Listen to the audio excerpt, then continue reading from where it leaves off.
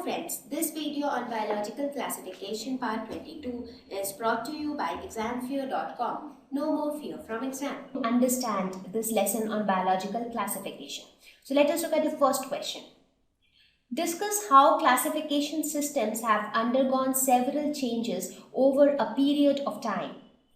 Now when I talk about classification systems, so what were the different ways of classifying living organisms? So the first attempt was given by Aristotle. He tried to divide all plants into three types: herbs, shrubs and trees based upon their height.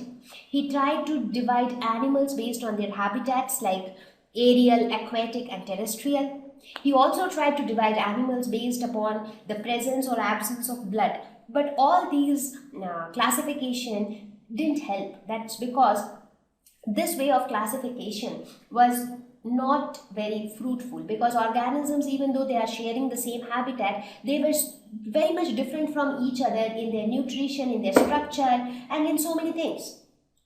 So it was not a very effective way of classification. So again, over a period of time came up Linnaeus two kingdom classification, where he classified entire living organisms into two groups, that is plants and animals. But then it was found that it is not only the plants and animals which exist on this earth. There are a hell lot of organisms which do not fall under the category of plants and which neither fall on the category of animals. Because for Linnaeus, plants were those organisms which cannot move and which can perform photosynthesis. And animals are those organisms which depend on others for their food and they can move from place to place. But that was not the case. There were many other organisms which could also produce their own food, even though they were not photosynthetic. There were organisms which could prepare their own food, but they were also able to move from one place to another.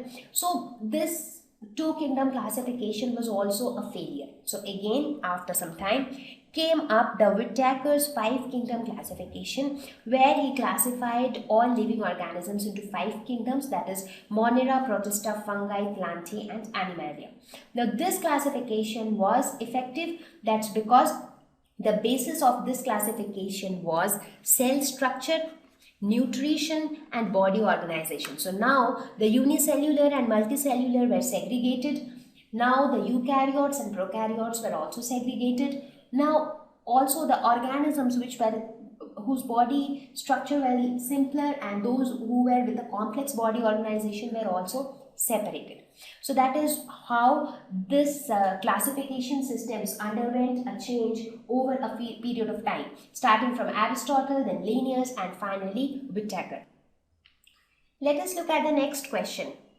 State two economically important uses of heterotrophic bacteria and archaebacteria. Heterotrophic bacteria, that is the bacteria which depend on others for their food. So first of all, they act as decomposers, that is they feed on dead and decaying matter, and that is why they help to clean the atmosphere. Production of curd from milk. So conversion of milk to curd happens with the help of lactobacillus. Preparation of antibiotics. So these are some of the important uses of heterotrophic bacteria. Talking about archaebacteria, which are the ancient bacteria, they help in the production of methane gas or biogas and therefore helps in the sewage treatment. You remember we talked about the different types of archaebacteria depending upon the type of environment they live in. There we talked about the methanogens. So the methanogens are the one which help in the production of methane gas. So this is a very important use of archaebacteria. It also helps to study the early atmospheric conditions on Earth, because these archaebacteria were the ancient bacteria and they can survive in extreme conditions. So this also tells us that the environmental conditions in that primitive Earth was also extreme. So it gives us a clue to guess how the environmental condition was during that time on Earth. Okay.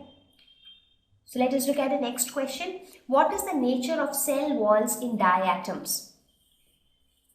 So the cell walls of diatoms are of important significance, right?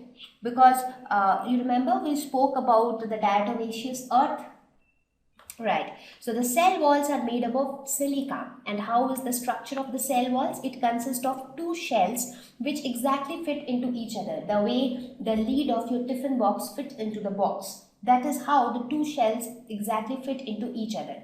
And these are so tough and rigid that they are almost indestructible. So even though the diatoms die, the cell walls remain, and these deposits of cell wall keep on accumulating in their habitats, and this forms a layer known as diatomaceous earth, which is again of significance.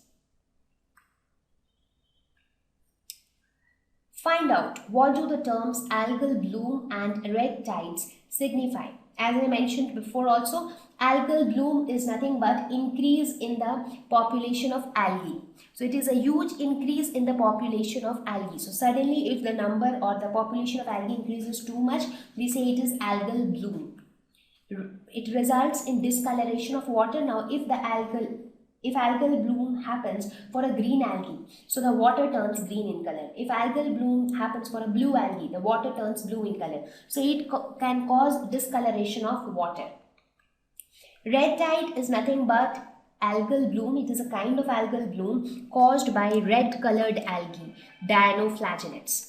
So these red dinoflagellates actually results in algal bloom where the color of the water turns red. So water turns red in color. It is extremely harmful for other aquatic life forms. So this increase in population of the dinoflagellates is dangerous or threatening to all other life forms like fishes. So this is how it looks like. So you see normally the water is blue in color, but a certain portion has suddenly become red. That is due to huge increase in the population of this red colored dinoflagellates. How are viroids different than viruses? Now as I said, viroids are nothing but they are virus-like organisms. But a few difference which we noted was, in viruses we have a protein coat called capsid which protects the genetic material, but in viroids there is no protein coat. Again, viruses may contain single-stranded RNA or double-stranded RNA or DNA, but viroids contain free RNA. If you talk about the size, viruses are anyway small, they are smaller than bacteria. But if you talk about the viroids, they are even smaller than viruses. So the size of the viroids are also smaller than that of viruses. The next one, plants are autotrophic, that is they can prepare their own food. Can you think of some plants that are partially heterotrophic? That means, can you think of any plant which can depend on others for their food? One of the very common example is the pitcher plant. This is how it looks like. You have a pitcher-like structure. As soon as an insect comes in, it takes the insect inside and this lid closes, and that is how the insect is trapped and it is eaten up. So that is how it is heterotrophic.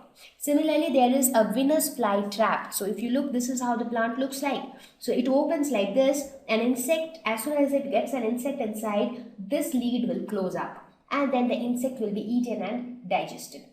So these are some examples of plants which are heterotrophic. That is, they depend on other living organisms for their food. What do the terms phycobiont and mycobiont signify? Now you remember we spoke about lichen. So what was lichen? It was a symbiotic association between algae and fungi. It was an association between algae and fungi where both of them get benefit from each other. Right? So what was the benefit that they were getting?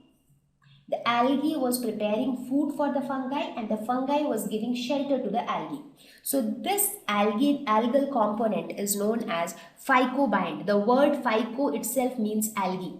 So the algal component of this symbiotic association is known as phycobiont, and the fungal component is known as mycobiont. You just remember that the word phyco means algae.